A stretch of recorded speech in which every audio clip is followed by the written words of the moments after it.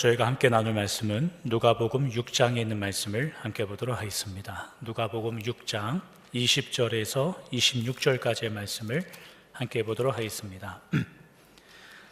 신약성경 99면에 있습니다. 누가복음 6장 20절에서 26절까지의 말씀을 제가 봉독해 드리도록 하겠습니다. 누가복음 6장 20절에서 26절까지의 말씀을 제가 봉독해 드리도록 하겠습니다.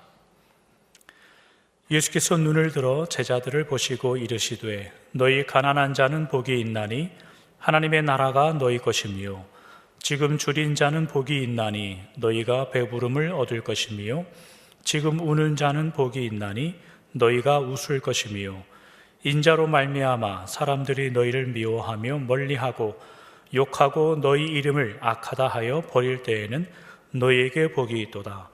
그날에 기뻐하고 뛰놀라 하늘에서 너희 상이 큼이라. 그들의 조상들이 선지자들에게 이와 같이 하였느니라. 그러나 화 있을진저 너희 부요한 자여 너희는 너희의 위로를 이미 받았도다. 화 있을진저 너희 지금 배부른 자여 너희는 줄이리로다. 화 있을진저 너희 지금 웃는 자여 너희가 애통하며 울리로다. 모든 사람이 너희를 칭찬하면 화가 있도다. 그들의 조상들이 거짓 선지자들에게 이와 같이 하였느니라. 아멘. 오늘도 누가복음으로 돌아와서 누가복음에 있는 말씀을 저희가 함께 계속해서 나누도록 하겠습니다. 예수님께서는 사역 2년째를 넘어가면서부터 저희가 누가복음 5장에 있는 내용을 살펴봤을 때 나눴듯이 5명의 제자를 부르셨습니다. 베드로와 안드레, 그리고 야고보, 그의 형제 요한, 그리고 마태라는 5명을 예수님의 제자로 부르셨습니다. 그러다 특별한 의미를 두셔서 얼마가 지난 후에 또 다른 제자들 12명을 불러서 제자로 세우시고 그들을 사도라 칭하셨습니다. 그분들의 성함이 저희가 읽지는 않았지만 12절부터 16절까지 나오는 본문에 그분들의 성함이 소개되고 있습니다. 저희가 성경을 통해서 이미 어느 정도 알듯이 12사도, 12제자라고 그냥 하죠. 이 12분의 제자들 중에 베드로, 야고보, 요한 혹은 몇 분 더, 그분들을 제외하면 다른 분들은 어떠한 마음으로 예수님을 따랐는지, 어떠한 마음으로 초대교회가 세워진 이후에 사역을 감당했는지 우리는 알 길이 없습니다. 왜냐하면 모든 제자분들이 성경을 기록한 것도 아니고 다른 성경들에 특별히 유명하신 제자들 외에 다른 제자분들의 이름이 등장하지도 않습니다. 그래서 그분들이 어떻게 사역, 제자의 노릇을 했는지 우리가 다 알 수는 없습니다. 다만 성경은 그분들을 12, 그래서 예수님께서 가지셨던 특별한 의미를 가지고 있다라고 기록할 뿐입니다. 그렇다고 해서 앞으로 중요한 인물로 나타나지 않는, 또 성경에 기록되지도 않을 오늘 본문 이후에 그러한 제자분들을 우리가 그럼 어느 정도 무시해도 되는가라고 생각하면 그렇게 무시할 일도 아닙니다. 누가복음 22장에 가면 이런 성경 구절이 있습니다. 누가복음 22장 28절에서 30절 너희는 나의 모든 시험 중에 항상 나와 함께한 자들인즉 내 아버지께서 나라를 내게 맡기신 것 같이 나도 너희에게 맡겨 너희로 내 나라에 있어 내 상에서 먹고 마시며 또는 보좌에 앉아 이스라엘 12지파를 다스리게 하려 하노라. 십자가를 눈앞에 둔 예수님께서 제자들을 이렇게 평가했습니다. 너희는 지난 3년 동안 나의 당한 모든 시험을 함께한 사람들이다.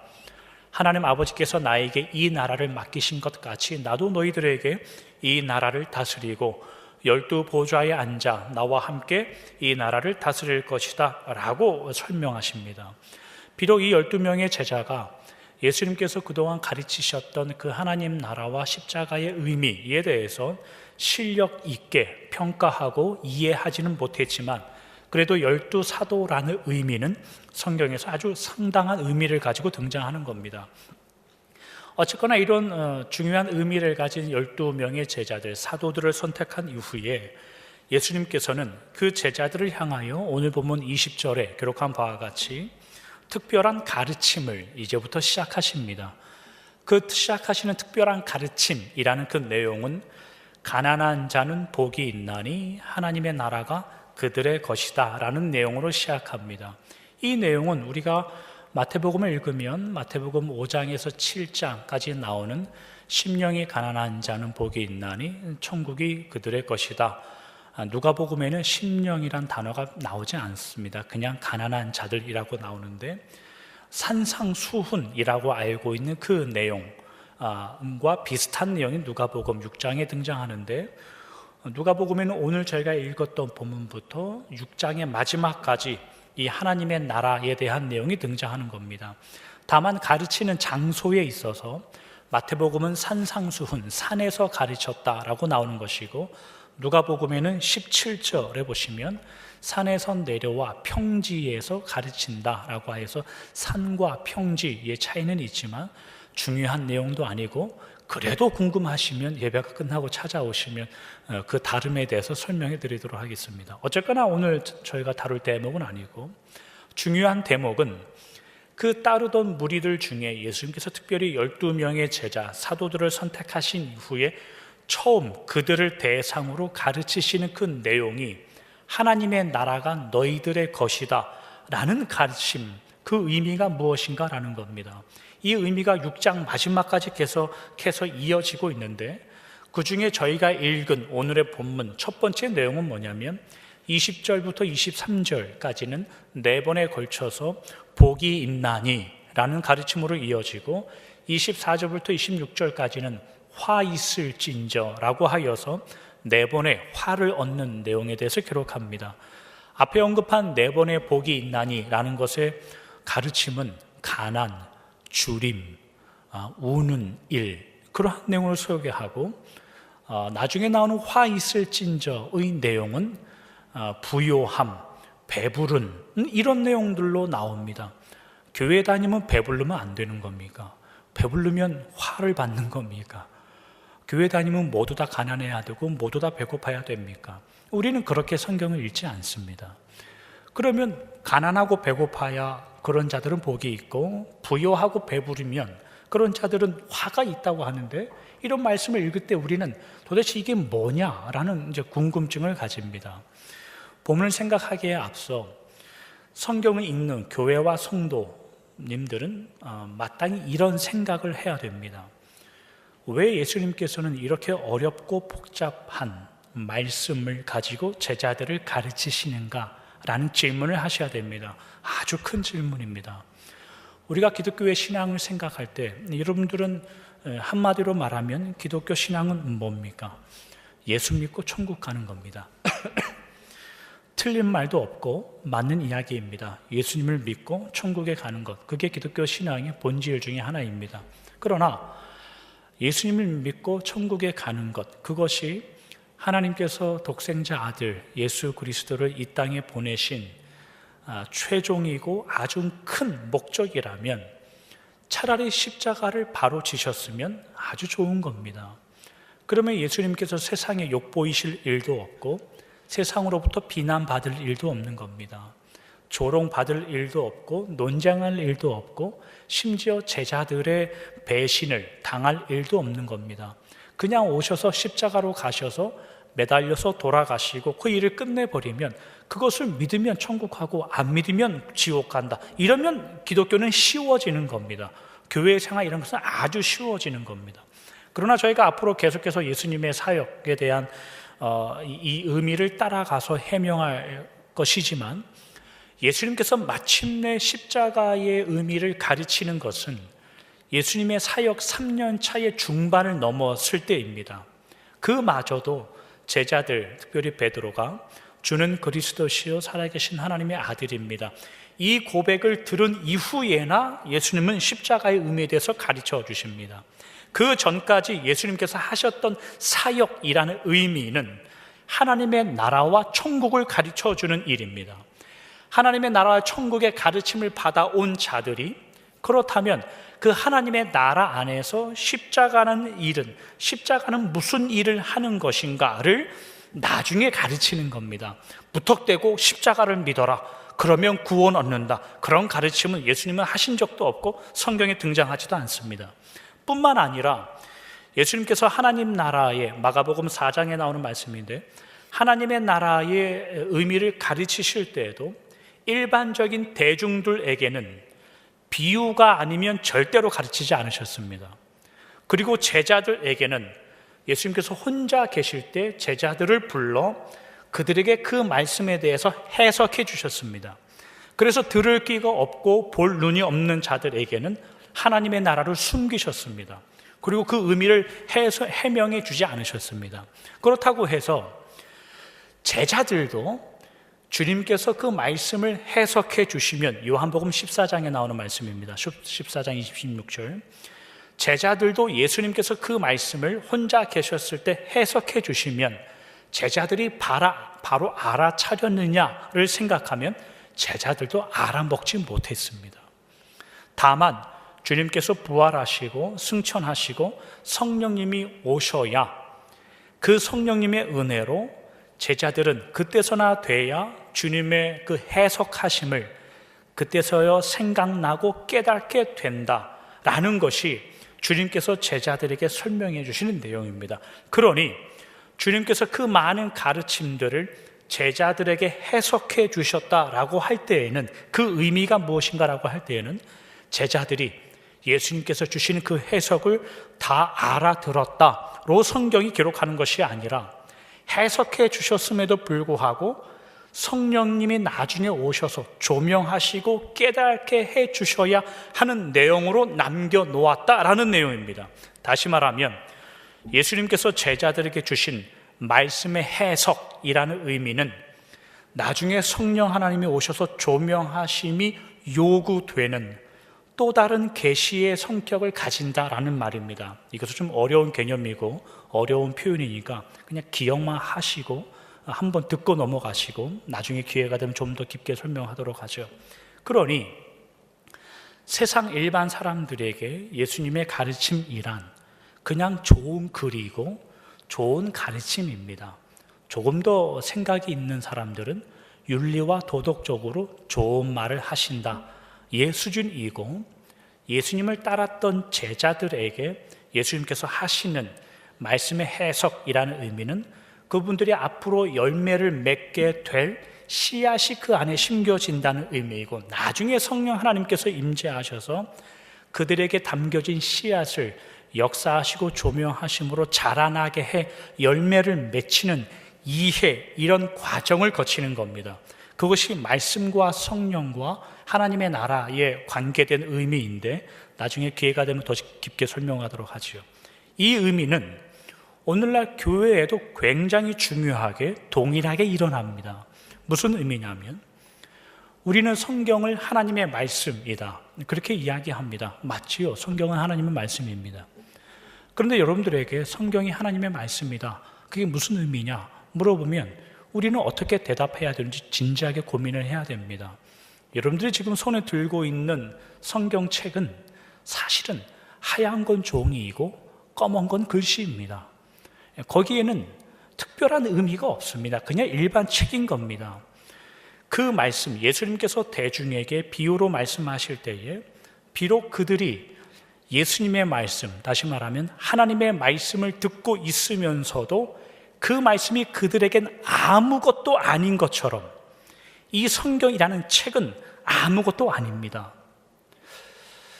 야, 이거 잘 이해해야 되는데 우리 목사님이 성경이 아무것도 아니다, 이런 말씀 하지 마시고 잘 이해하고 돌아가셔야 됩니다. 아무리 예수님께서 제자들하고만 있었을 때에 따로 주셨던 그 해석된 말씀을 성경에 기록하고 오늘날 우리 모두가 그 제자들에게 주셨던 예수님의 해석된 말씀을 우리가 읽습니다. 성경책을 통해서. 그러나 이것을 읽는 우리 모두가, 우리 모든 사람이 예수님께서 제자들에게 주신 해석된 말씀을 읽고 우리도 해석해서 알고 있다는 의미가 전혀 아니라는 겁니다.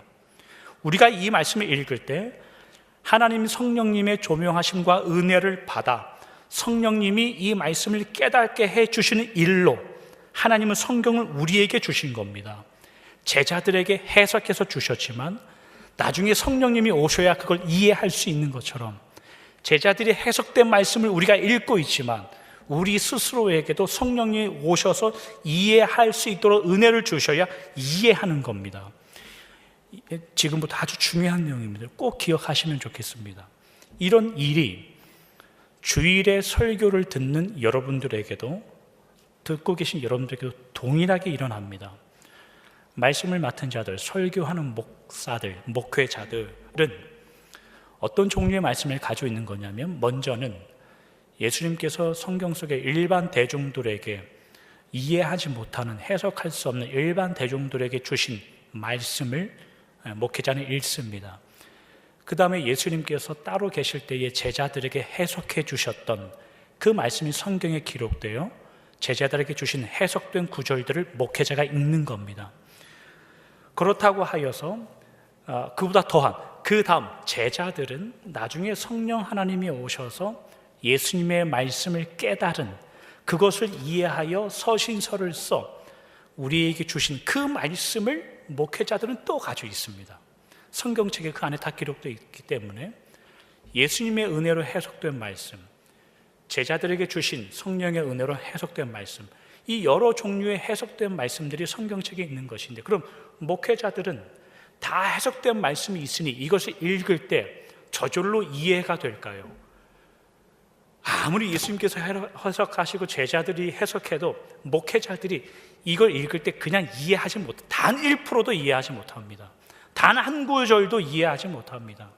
그럼 목사들은 무슨 일을 하냐면, 그들이 해석된 말씀이라도 오늘날 제가 하나님께 은혜를 받고 성령님의 조명하심을 받아 이 해석된 말씀을 또다시 제가 해석할 수 있게끔 도와달라라고 기도하여 말씀을 얻는 겁니다. 아무리 제자들이 예수님께 말씀을 듣고 성령님의 조명하심을 받아 깨달음을 가진 그 내용이라 할지라도 설교자들, 목회자들 역시 다시 한번 성령의 조명하심을 받아 설교를 할 수 있게끔 도와달라고 이야기하는 그 내용, 그것이 성경 말씀이라는 내용인데, 왜냐하면 성령의 역사와 조명하심과 성경이라는 이 관계, 성령의 역사라는 이 관계가 성령 하나님은 반드시 이해, 시대와 문화 안에 가둬놓고 일을 하시기 때문입니다. 무슨 말이냐면 고린도전서 2장에 가면 이런 구절이 있습니다. 고린도전서 2장 4절과 5절에 있는 말씀입니다. 내 말과 내 전도함이 설득력 있는 지혜의 말로 하지 아니하고 다만 성령의 나타나심과 능력으로 하여 너희 믿음이 사람의 지혜에 있지 아니하고 다만 하나님의 능력에 있게 하려 하였노라. 사도행전을 우리가 천천히 읽다 보면 바울이 전도하는, 사도 바울이 전도하는 전도의 특징들이 나타납니다.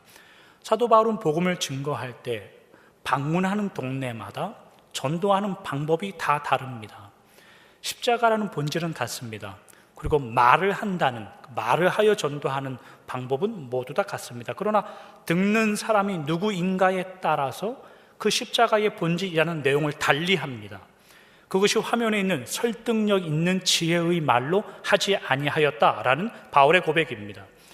전도를 하는데 설득력과 지혜라는 것은 여러분 굉장한 지혜입니다. 대단한 능력입니다. 전도라는 것은 상대를 설득하여 하나님 앞으로 나오게 하는 작업입니다.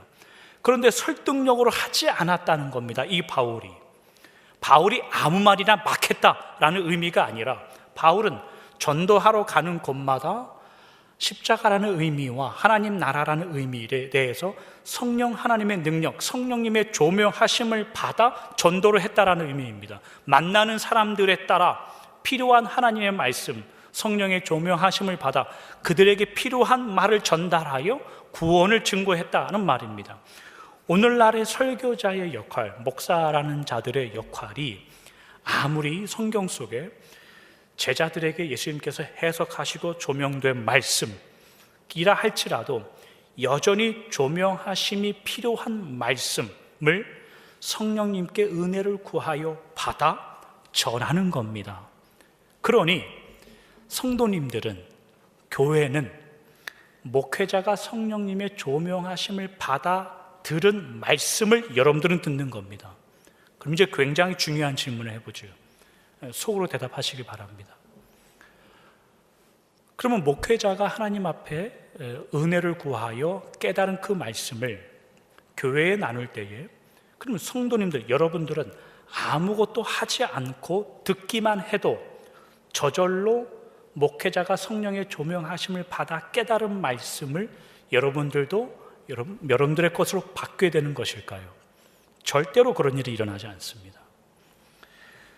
주일에 설교 말씀을 듣는 여러분들도 그것이 여러분들의 말씀이 되기 위해서는 여러분들 각자에게 성령이 조명하시는 역사가 일어나야 됩니다. 제가 전하는 말씀은 제가 하나님께 받은 은혜입니다. 여러분들은 하나님께서 여러분들에게 주시는 은혜가 있어야 설교가 말씀으로 일을 하는 겁니다. 그러니 이런 표현, 은혜 받았습니다. 이거 다 빛 좋은 개살구들입니다, 여러분. 이거 다 빛 좋은 개살구예요. 그게 여러분들의 양식이 되려면 성령의 조명하심을 간구하면서 예배를 드리셔야 됩니다. 만약 설교 중에, 예배 중에 여러분들에게 어떤 작용이 일어나지 않고 하나님에 대한 은혜가 일어나지 않으면 반드시 돌아가셔서 주중에 그 본문을 다시 읽거나 다시 설교를 다시 듣거나 하나님께 은혜를 구하여 성령의 조명하심을 받아 우리 목사님이 저렇게 설교하는 의도가 뭐고 의미가 무엇인지 깨달으면 나도 함께 달라라는 기도를 하나님 앞에 하셔야 됩니다. 그것이 성경을 배운다, 예배를 드린다, 말씀을 듣는다의 의미를 설명하는 겁니다. 오늘 어쩌다가 말씀이 이렇게 흘러가는지 모르겠지만 설교를 준비하면서 개인적으로 기도했죠. 하나님, 이 원고를 다시 타엎고 다시 처음부터 작성을 해야 될까요?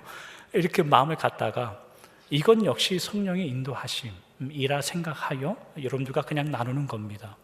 오늘 저희가 읽었던 이 본문의 내용은, 자세한 내용 저희가 다음 주에 계속 이어가기로 하고, 오늘은 여기까지만 하고 말씀을 정리하죠. 오늘은 한 가지만 기억하고 우리가 돌아가면 좋겠습니다. 오늘 본문 20절에 예수님은 가난한 자는 복이 있나니 하나님의 나라가 너희 것이며 라면서 말씀을 시작합니다. 천국이 너희 것이며 예수를 믿어 천국 간다. 이 말씀을 예수님께서 해명하시는데 예수님은 처음부터 십자가 이야기를 하지 않습니다. 십자가 이야기는 나중 일로 미뤄놓는 거예요. 그러니까 여러분, 교회 다닌 지 얼마 안 됐는데 혹은 교회 다니시면서 너 십자가를 믿냐? 이런 질문 아주 무식한 질문입니다. 그거는 여러분들 일평생에 한 번이나 두 번만 하시면 됩니다. 그것도 아주 나중에. 교회 다닌 지 얼마 됐다고 벌써 십자가 얘기 꺼내면 이거 쉽게 이해하지도 못하는 내용을 꺼내기 쉽지 않은 겁니다. 우스갯소리입니다. 예수님께서 이 세상에 오셔서 가르치신 내용은 하나님의 나라가 무엇인가를 가르칩니다. 그 하나님의 나라에 가르친다는 의미는 반드시 그 해석이 필요하고 그것을 이해해야 되는 과정을 거칩니다. 예수님께서 앞으로 이 하나님 나라를 해명해 나시고 가르쳐 나가시고 그 과정이 무엇인가를 제자들을 가르쳐 나가실 것이고, 나중에 가르치다 보니 막다른 길에 도착하게 되어 있습니다. 답이 없는 그 길에 도착하게 되어 있습니다. 하나님의 나라를 가르치다 보면 그것이 죄의 문제입니다. 죄의 문제가 마지막에 막다른 길에 만났을 때에 그때 예수님께서 십자가를 등장시킵니다. 예수님은 십자가를 지기 위하여 이 땅에 오셨습니다. 그런데 그 의미조차도 나중에 때가 돼야 나오는 것이고, 그 의미, 십자가라는 의미가 전체 하나님 나라에서 어떤 의미를 갖느냐 나올 때에 대해서 나오는 겁니다. 예수님께서는 그 전까지는 하나님의 나라의 역사의 과정을 이해하라고 제자들을 훈련시키고 있는 겁니다. 그럼 성도의 길도 그 길을 가야 됩니다. 하나님을 아는 우리도, 신자들도 그 길을 가야 되는 겁니다. 천국을 소유한 것, 예수님을 믿는다라고 말합니다. 그러나 예수님을 믿는다, 이 말만큼 애매하고 모호한 표현은 없습니다. 예수님을 믿는다는 게 도대체 뭡니까? 믿음이라는 것은 세상 모든 사람들이 가지고 있습니다. 다만 대상이 다른 겁니다. 예수를 믿는다라는 의미가 무엇인지 모르고 하나님 나라의 깊이를 모르니 믿음을 뭘로 이야기하냐면 간절함, 하나님을 향한 순수함, 소원, 진심, 이런 걸로 믿음을 그냥 훅 쳐버리는 거죠. 그러니 하나님의 나라를 배우고 신앙을 배운다는 의미는 오늘날 교회 아주 약한 부분이 되어버렸죠. 오늘날 신자들이 아주 약한 부분이 되어버렸습니다. 마가복음 4장 13절에 가면 이런 성경 구절이 있습니다. 또 이르시되 너희가 이 비유를 알지 못할진대 어떻게 모든 비유를 알겠느냐. 마가복음 4장은 예수님께서 하나님의 나라와 말씀의 관계를 설명하시는 비유들이 등장하는 성경입니다. 마가복음 4장은 예수님의 표현은 너희들이 이거 하나 모르는데 그 다음에 나오는 하나님의 나라와 믿음에 대한 그 비밀과 신비는 어떻게 알겠느냐라고 이야기하시는 겁니다. 그 말씀에 대한 비유, 그것이 다른 것보다 아주 기본적이고 쉬워서 야 이것도 모르는데 다른 어려운 거는 어떻게 알겠느냐, 예수님께서 그런 의미가 아니고 말씀과 하나님 나라의 관계에 대해서 이해하지 못했는데 그 다음에 구원은 뭐고 믿음은 뭐고 영생은 뭐고 하나님의 나라는 뭐고 그런 것들을 어떻게 이해하겠느냐, 그 이야기를 예수님께서 하시는 겁니다. 예수님은 그만큼 말씀을 이해하고 고민하고 배워가는 것이 무슨 의미냐를 거의 다 남겨둡니다. 말씀을 사모함 없이 믿음과 구원은 도대체 어떻게 알겠느냐를 우리에게 말씀하시는 겁니다. 아무쪼록 오늘 이 말씀이 여러분들 굉장히 큰 도전이 되시길 바랍니다. 하나님을 믿습니다. 그 의미가 무엇인지 깨달아야 됩니다. 하나님의 나라를 배우시고 하나님을 배우시고 여러분들이 다만 하나님을 향하여 가진 진심, 열심, 충성심, 이러한 것들은 가끔 우리가 이야기하지만 한번 욱하면 할 수 있는 겁니다. 그러나 하나님은 하나님의 나라를 배워야 된다, 해석해야 되고 깨달아야 된다. 그리고 그 말씀이라는 것이 열매로 자라나 하나님의 백성이 어떻게 사는 것인지를 분명히 열매로 맺고 살아라 하는 데까지 우리를 이끌고 가십니다. 그러니 배우셔야 되고 예배 드리셔야 되고 말씀 한 구절 더 보셔야 되고 주중에 한 번 더 설교 들으시고 더 성경 속으로 가까이 오셔야 됩니다. 그것이 하나님의 나라를 받을 제자들의 첫 번째 조건이었습니다. 예수님은 그렇게 제자들을 훈련시켜 나갑니다. 여러분들도 마땅히 훈련 받으셔야 되고 마땅히 그 길 속에 순종과 나아감이 있어야 됩니다. 오늘 이 말씀을 기억하여 사시는 여러분들 되시길 주님의 이름으로 축원합니다. 기도하겠습니다. 하나님 감사합니다. 주님께서 하나님의 나라를 세상에 알려주기 위하여 이 땅에 오셨습니다. 그러나 세상 많은 사람들에게는 그것을 숨기셨습니다. 그들도 똑같이 하나님의 말씀을 듣고 예수님의 말씀을 듣습니다. 그러나 아무 일도 일어나지 않습니다. 제자들을 따로 불러내어 그 말씀을 해석해 주셨습니다. 해석하신 그 말씀을 듣는 제자들도 나중에 성령님이 오셔야 비로소 깨닫고 이해하게 될 것입니다. 제자들이 깨달았던 그 말씀을 성경에 기록하였습니다. 오늘날 우리는 예수님의 해석의 말씀을 듣고 제자들의 해석의 말씀을 읽습니다. 그러나 우리도 이게 무슨 의미인지 모릅니다. 그래서 성령의 역사를 간구해야 됩니다. 우리 모두는 늘 하나님의 말씀에 갈급해야 되고 하나님 나라의 의미를 날마다 묵상하며 깨달아 알고 가야 됩니다. 하나님, 교회 다녔던 횟수와 기간이 이 일을 가능케 하지 않습니다. 하나님을 향하여 순수한 마음을 가지고 있다는 이 사실이 하나님의 나라를 깨달아가는 것에 그 일을 이루지 않습니다. 오늘도 말씀 앞에 가까우고 매주마다 하나님의 나라와 예수님의 사랑과 십자가 앞에 가까이 가야 이 일이 일어납니다. 이것을 깨달지 못하는데 다른 말씀들은 어떻게 이해할 수 있겠느냐라고 말씀하시는 예수님 앞에 우리도 믿음을 다하여 더욱더 깨닫기 위하여 수고하며 기도하는 믿음을 살아가도록 인도하여 주옵소서. 거룩하신 예수님의 이름으로 기도하옵나이다. 아멘. 찬송